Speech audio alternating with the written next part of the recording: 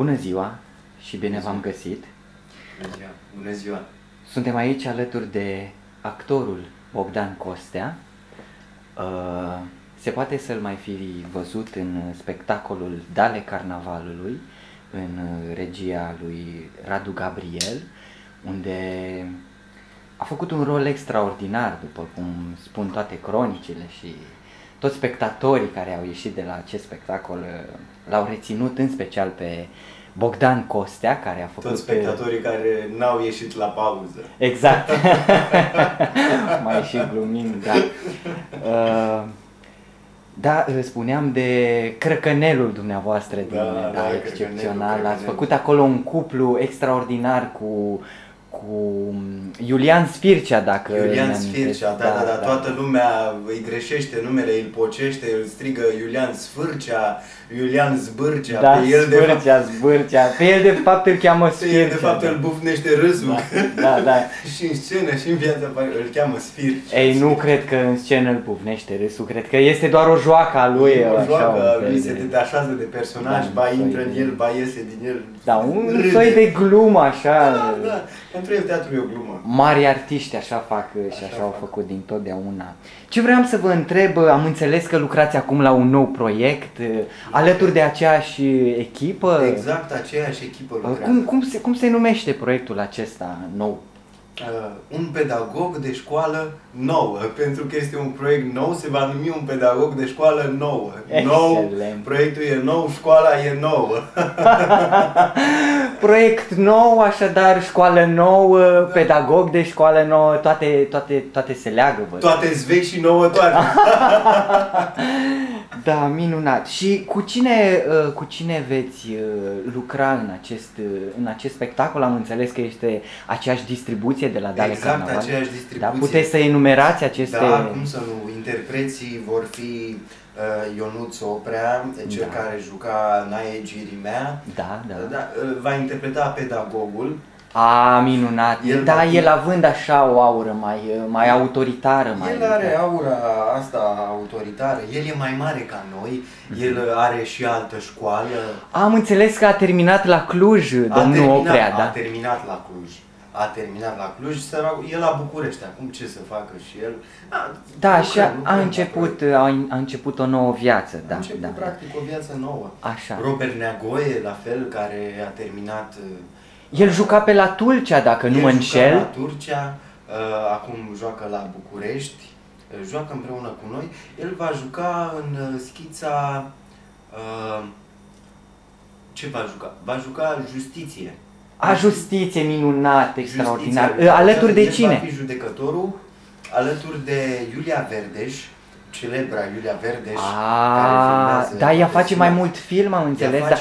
Este o actriță extraordinară și pe teatru. Eu am avut ocazia să o văd și am rămas absolut uimit de forța și de profunzimea cu care își ia în serios fiecare replică și nu are așa o profunzime aparte. Are o profunzime aparte și am învățat de la spectacolul Dale Carnavalului să joace pe segment, pe lung. Da.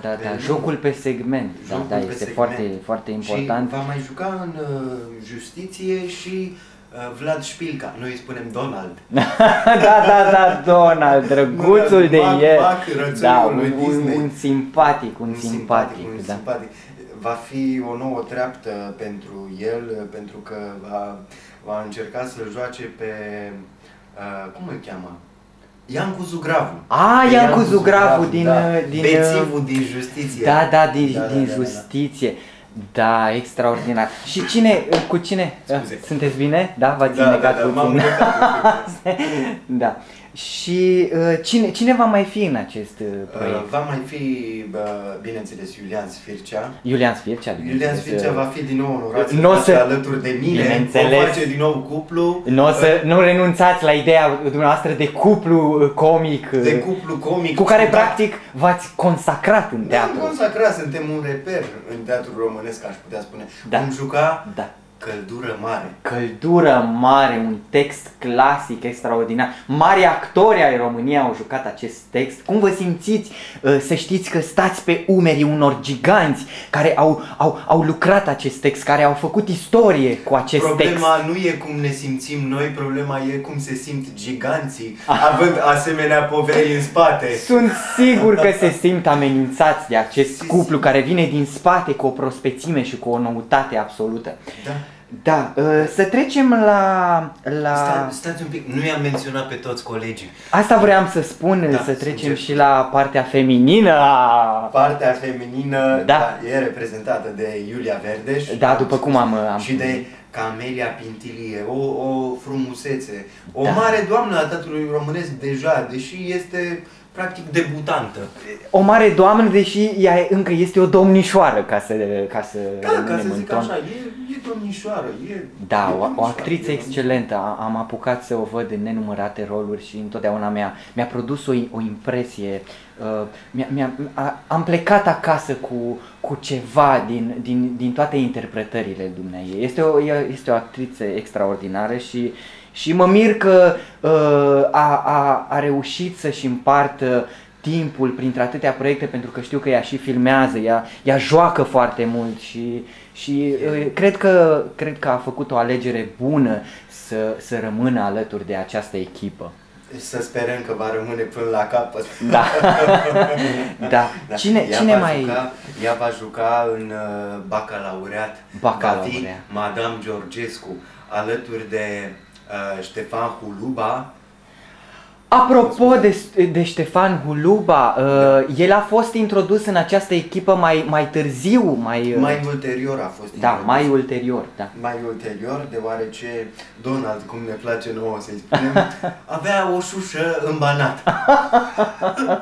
Și n-a putut să vină cu noi la Tulcea și am zis, hai să vină Ștefan. Exact. Avem nevoie de Ștefan și Ștefan a venit și a rămas alături de noi.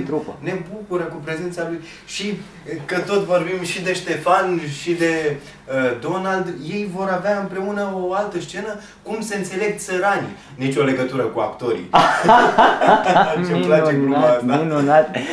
Pun pariu că de fiecare dată când repetați, spuneți această glumă, haideți băi țăranilor, sau hai să vedem cum vă înțelegeți și tot felul de mici șicane, așa, ca între actori. Dar niciodată cu răutate, întotdeauna cu bonomie, cu respect față de partener. Un spirit de colegialitate, ca să spun așa. Și de bășcău. Da, bășcău. E un cuvânt pe care îl știu de la Ionuț Oprea. Da. Pun pariu că și el îl știe la rândul lui de la cineva. De la el? Da. Da. Așadar am acoperit toată distribuția sau am omis pe cineva? Nu cred că am omis pe nimeni. Nu cred că am omis pe nimeni. Am omis încă o scenă. Andrei Morariu, l-am omis pe Andrei Morariu. Noua vedetă de la Antena 1. Era să și uităm de Andrei Morariu, da, care acum este pe val. Acum este pe val. E pe noul val. Da, am înțeles că filmează pentru un serial de televiziune care va apărea pe un post național. Da, pe Antena 1. Extraordinar, un actor cu multe veleități, da? L-am văzut și în Dale Carnavalului, pe care l-ați făcut acum mulți ani. Excelent personaj. A rămas cu toți dinții după la fiecare spectacol și repetiție, el umbla cu ața în gură, juca catindatul. Scuzați, cacofonia e acceptată, vorbim despre Ion Luca Caragiale, se acceptă. Da, unde cacofonia este la ea acasă, ca să zicem așa. Excelent. Da, el va juca în Amici alături de partenerul preferat al lui, Robert Neagoe. Ei s-au înțeles de minune la lucrul la Dale Carnavalului. Uite, nu știam asta. Cu toate că au avut o prestanță minunată în Dale Carnavalului. Acea scenă cu Măseaua, mă doare, mă doare. Știi să o scoate. Da, minunat. Da, văd că puteți să imitați pe toții, adică ați ținut minte toate aceste particularități ale fiecăruia. Da, vă place să vă jucați excelent, extraordinar. Da, am învățat să mă joc cu diafragma de la profesorul meu. Da. Mamă, mă joc, mamă, mă joc. Asta am învățat. Acesta este un exercițiu, ca un pachet de bază, ca E pachetul de urgență. Pachetul în caz de urgență, da, pentru încălzirea vocală, dar și pentru maxilofacială, da. Da, el are și un curs pe internet. Da, foarte interesant și foarte util și educativ pentru toți cei care au de vorbit în public sau în diferite alte locații sau medii. Da. Cui se adresează acest nou proiect, un pedagog de școală nouă? Pentru cine jucați, pentru cine vorbiți, pentru cine munciți voi Noi muncim pentru public, pentru învățământul românesc. Noi vrem să tragem un semnal de alarmă prin prestația noastră, pentru că în schița Un pedagog de școală nouă, Caragiale, tragem un semnal de alarmă asupra școlii ardelene, asupra halului, aș putea spune, în care era învățământul românesc acum mai bine de 100 de ani. Noi am putea spune că învățământul românesc este mult sub nivelul de acum 100 și ceva de ani. Da, din păcate așa este, timp să vă dau dreptate. Nu știm cine sunt vinovații, sunt vinovați elevii, profesorii, sistemul. Da, și prin acest spectacol încercați cum ar veni să puneți punctul pe ei, să arătați, să puneți degetul pe rană, să îndreptați un semn de întrebare către tot acest sistem, către toți acești oameni care până la urmă au putere de decizie și ar putea să schimbe ceva, toți acești profesori, directorii de instituții publice care ar trebui să se implice mai mult în educațiunea acestor elevi. Să se implice, dar nu știu cât de mult se implică. Profesorii sunt corupți, sunt prost plătiți, săraci, e drept, dar sunt și prost pregătiți. Adevărat. Elevii nu-și dau interesul pentru că, mă scuzați, ei nu mai consideră școala importantă. Într-o lume în care banii contează, e clar că nu ai nevoie de carte. Da, așa este. Din păcate, acestea sunt metehnele noi generații și acestor timpuri care... Dar să părăsim această notă pesimistă și să ne gândim cumva că acest spectacol va reuși să străpungă această pânză freatică. Da, am putea spune chiar freatică, a nepăsării și a neimplicării atâtor instituții și până la urmă oamenii fac instituțiile, nu-i așa? Deci mesajul este îndreptat... Omul sfințește locul. Exact. Mesajul este îndreptat către oameni și nu către niște instituții golite de substanță. Așadar, cine regizează acest nou proiect al dumneavoastră, pedagog de școală nouă? Ionuț Oprea. Da. Ionuț Oprea va registra. Dar cum ați ales cum l-ați, sau s-a propus el sau... Pe Facebook. Noi avem un grup al nostru și el s-a propus. Cum se numește acest grup? D'_ale space Carnavalul. Ale Carnavalului, ca să... Grup privat. Minunat. Da. Și în acest grup sunteți numai voi din acest proiect? Numai noi și Simona Pop. Și Simona Pop, da. Salut, Simona Pop.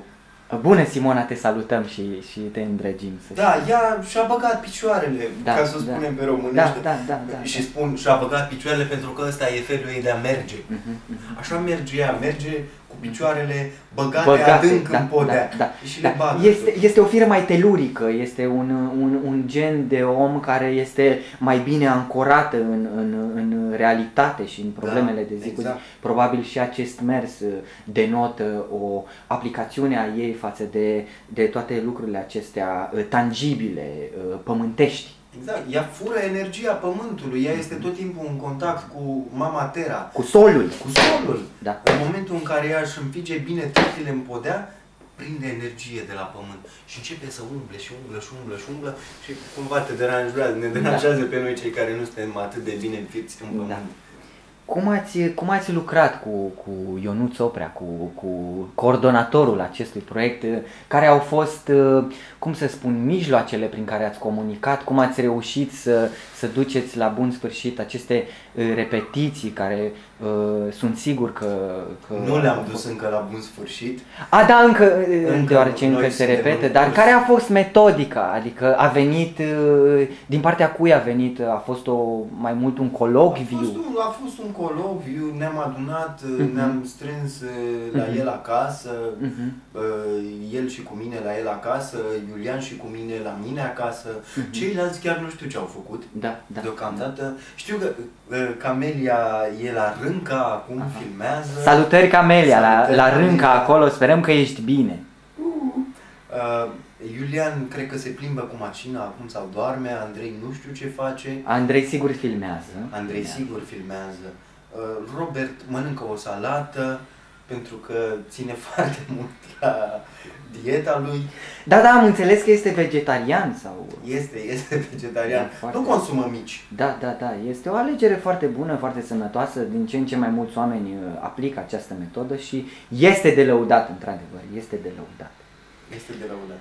Să trecem la textul propriu zis, aș vrea să vă aud spunând câteva cuvinte, aș vrea să vă văd interpretând, intrând într-un rol, cât de mic, dacă ați putea să ne oferiți așa un mic sample, ca să zic așa, o mică idee, știți că noi... Nou? Da, exact.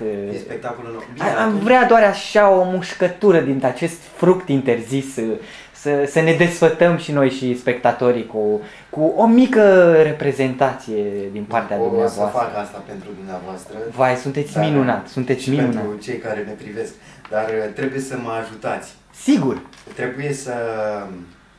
Uitați, vă voi prezenta un mic fragment din un pedagog de școală nouă. Minunat. Dar trebuie să-i țineți locul, știu, o să fie cam greu, e o situație ingrată pentru dumneavoastră să-i țineți locul lui Ionuț. Ce onoare pe mine. Bineînțeles, o să fac tot ce o să pot, adică nu știu cât de bine o să mă descurc, dar o să încerc, o să-mi dau silința. Mă rog, o să zic textul. Trebuie să citiți profesorul. Da. Din un pedagog de școală nouă. Uite că am aici textul, am găsit aici, aveți un text, da. Cine ne vede crede că am pregătit-o deja. Da, dar văd că era aici pe măsuță. Da. Vedeți, Caragiale e peste tot. Da, Caragiale este și în noi. E și în noi, e și pe măsuță. Este în societatea noastră, este prezent, este omniprezent și este etern Caragiale, acest Caragiale. Da, deci vom citi din o inspecțiune, înțeleg? O inspecțiune. Da. E o alegere bună. Da. Bine, așa, da. Sunteți pregătit, începeți. Da, în regulă. Da. Mă, prostovanie, tu ăla de acolo, spune-ne tu doar ce e ființă și ce este lucru, mă? Lucru, domne, este care nu mișcă și ființă pentru că mișcă. Dar ornicul meu, prostule, ființă-i o lucru. E lucru, domnule. Că doar mișcă, mă, auzi-l. Da, dar dacă îl întorcem, nu mai mișcă. Bravo, prostovani. Și apoi ăsta-i dintre cei mediocri. Bine, tu, mă, ăla de lângă el, câte picioare are boul, mă? 4, domnule. E pe dracu, că doar nu să aibă 7. Și ce e bou cu 7 picioare? Lucru-i o ființă, ha? Ființă, domnule. Da, masa. Ființă-i? E lucru, domnule.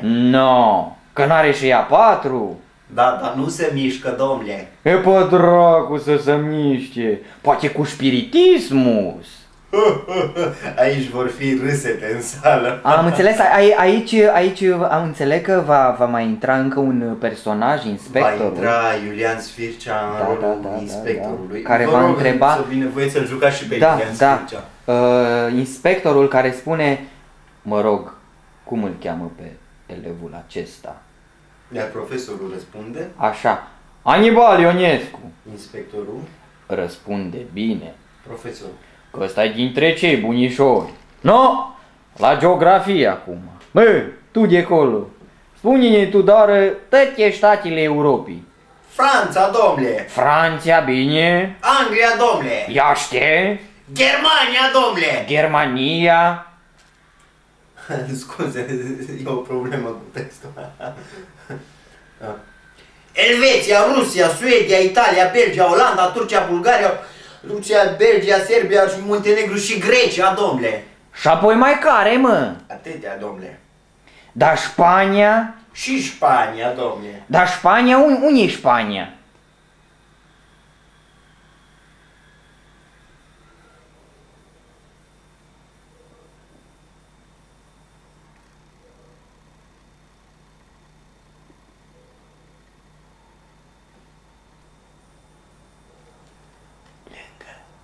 Lângă Portocalia. Lângă Portocalia. Spania e lângă Portocalia, mă, boule, și viceversa. Și Spania și Portocalia, domnule. Și mai care, mă? Viceversa, domnule. Nu viceversa, mă, Danimarca, mă, Dania, tătână tu. Mergi la loc, boule. Aici intră din nou inspectorul. Elevul pleacă obidit la loc. Așa, ei, oricum tot a știut destul de bine. Bă, dracu, știut. Trăiane, Gheorghescule, vine tu, spune-ne tu, doar să audă și onora domnul inspector. Dacă sunt în lume, apoi câte le vedem, doar, cine le-a făcut pe toate, mă? Natura, domnule. E, pe dracu, natura. Dar pe natura aia și ne-a făcut-o, mă, prostovanie. Dumnezeu, domnule. Dar vezi bine că Dumnezeu, că doare nu măta, mă. Vă mulțumim. Da, minunat, minunat, aveți, văd că aveți un personaj special, o vorbire specială. E vorba despre școala Da, ardeleană. școala ardeleană.